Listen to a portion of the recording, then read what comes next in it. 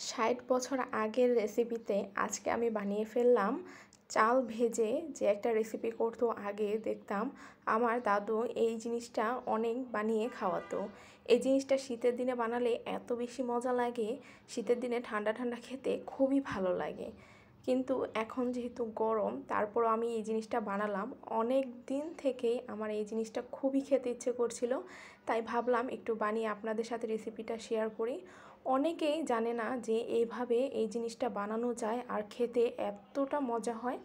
কারণ এখনকার দিনে এই সব জিনিস কিন্তু কেউ বানিয়েই থাকে না। আগের দিনের যারা ছিল তারা কিন্তু এই সব জিনিস খুবই বানাতো।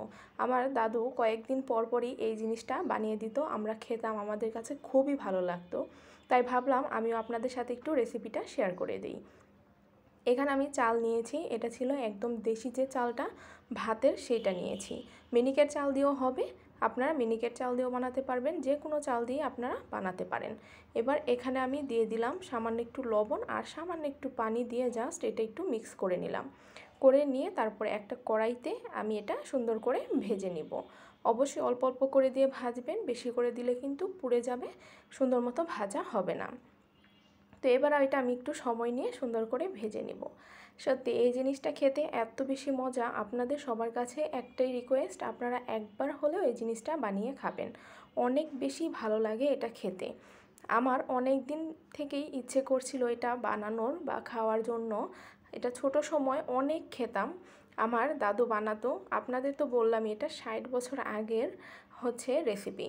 এই রেসিপিটা আপনারা একবার হলেও বানিয়ে দেখবেন, সত্যি অনেক বেশি মজা হয়। তো চালগুলো আমি সুন্দর করে ভেজে নিয়েছি, এবার এটা একটু ঠান্ডা হতে দিব। আর এখানে খেজুরের যে গুড় আছে সেটা নিয়ে নিয়েছি। খেজুরের গুড় দিয়ে বানাবেন, এটা দিয়ে বেস্ট হয়। এবার চালটা যখন ঠান্ডা হয়ে যাবে তখন আমি এটা একটা মিক্সারে নিয়ে এটা সুন্দর মতো গুঁড়ো করে নিব। একদম মিহি গুঁড়ো করে নেবেন, তাহলে কিন্তু বেশি ভালো লাগে। দেখুন সুন্দর মতো গুঁড়ো করে নিয়েছি, এবার এটা আমি ঢেলে রেখে দেব। এই প্রসেসিংয়ে বানালে আপনাদেরও কিন্তু একদমই পারফেক্ট হবে। এখানে প্রায় 2 কাপের মতো হয়েছিল, আপনারা একটু মাপটা বুঝে শুনে ব্যবহার করবেন। তো এবার এখানে আমি দুধ নিয়ে নিলাম, এখানে আমি হাফ কেজি দুধ নিয়েছি আর দিয়ে দিলাম হাফ কাপ কনডেন্সড মিল্ক। দিয়ে এটা আমি জাল দিয়ে একদম ঘন করে নেব। দুধ দিলে এটা খেতে খুবই ভালো লাগে। অনেকে কি করে শুধু গুড় দিয়ে বানিয়ে নেয়, কিন্তু এই মিল্কটা দেওয়ার কারণে কিন্তু এটা টেস্ট অনেক বেশি বেড়ে যায়। অবশ্যই দেওয়ার চেষ্টা করবেন। আর দিয়ে দিলাম 2টো এলাচ, দিয়ে এটা আমি সুন্দর করে জাল করে একদম ঘন করে নেব, মানে অর্ধেকটা করে নেব। যখন অর্ধেকটা হয়ে যাবে তখন এটা আমি নামিয়ে ঠান্ডা করে নেব। আপনারা এই প্রসেসিংগুলো মেনে চললে আপনাদেরও কিন্তু এই জিনিসটা হবে একদমই পারফেক্ট। খেতে এত বেশি মজা হয়, বানিয়ে না খেলে বুঝবেনই না। বাসায় একবার হলেও ট্রাই করে দেখবেন। এবার আমি এখানে হাফ কাপ দিয়ে দিলাম পানি আর 1 কাপ দিয়ে দিলাম গুড়। আপনারা চাইলে এখানে চিনিও ব্যবহার করতে পারেন, কিন্তু মিষ্টিটা একটু বুঝে শুনে ব্যবহার করবেন। তো এবার যেই চালটা আমি গুঁড়ো করে রেখে দিয়েছিলাম সেটা দিয়ে তারপর এটা নেড়েচেড়ে মিক্স করে একদম লো হিটে সুন্দর মতো মিক্স করে নিব। আর একটা কথা, এটা কিন্তু চুলার তাপটা হাই ফ্লেমে কখনোই করবেন না, লো ফ্লেমে করবেন, তাহলে কিন্তু এটা লেগে যাওয়ার চান্স থাকবে। লেগে গেলে কিন্তু একটুও ভালো লাগবে না। তো যখন এরকম মানে প্যানটা ছেড়ে চলে আসবে তখন আমি এই পর্যায়ে যেই ঘন করে রাখা দুধটা আছে সেটা দিয়ে দিব, দিয়ে সুন্দর করে মিক্স করে নিব।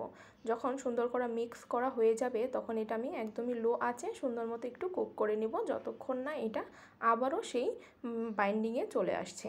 যখন এটা সুন্দর মতো কুকড হয়ে যাবে তখন এটা আমি একটা প্লেটে নামিয়ে নিব। নামিয়ে সুন্দর করে একটু আপনার বরফি আকারে কেটে নিব বা বরফি আকারে সুন্দর মতো সেট করে নিব। দেখুন এটা কিন্তু স্মুথলি সেট করা হয়ে গিয়েছে। এবার এটার উপর আমি কিছু কিশমিশ আর পেস্তা বাদাম দিয়ে দিব। এটা দেখতেও সুন্দর লাগে, আবার খেতেও খুবই ভালো লাগে। আমার জানা মতে অনেকেই কিন্তু এই জিনিসটার নামও শুনেনি, আবার দেখা গেছে কখনো খায়ওনি। কারণ এটা কিন্তু 60 বছর আগের একটা রেসিপি। যাদের বাসায় দাদু বা নানু আছে তারাই কিন্তু এই জিনিসটা খেয়েছে। আর যারা না খেয়েছেন তারা অবশ্যই একবার হলেও বাসায় ট্রাই করবেন, অনেক বেশি মজা হয়। বোঁদে, এটার নাম বোঁদে, আমি লাস্টে বলে দিলাম।